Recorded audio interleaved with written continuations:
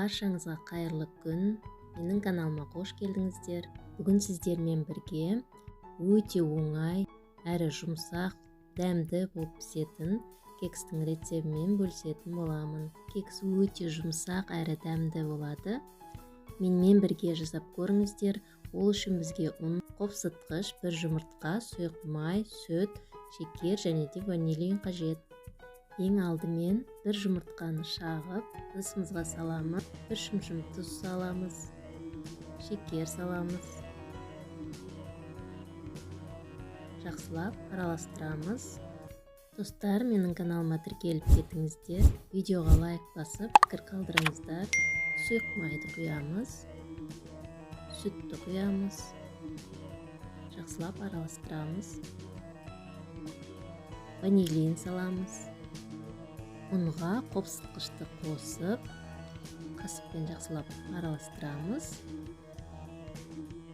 Одан соң електен өткізіп саламыз. Міндетті түрде електен өткізіп алыңыздар. Сонда кекстеріміз жұмсақ болып піседі. Ұнды салып болдық. Одан соң жақсылап венчиктің көмегімен араластырамыз.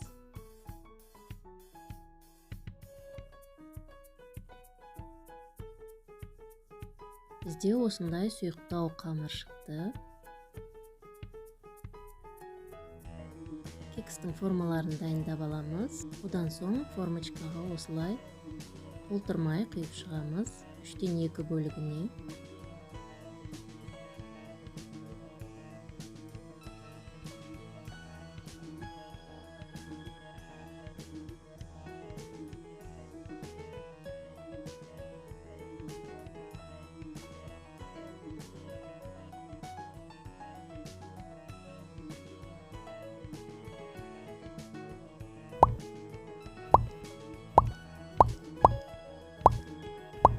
Екі формочка ауысып қалды.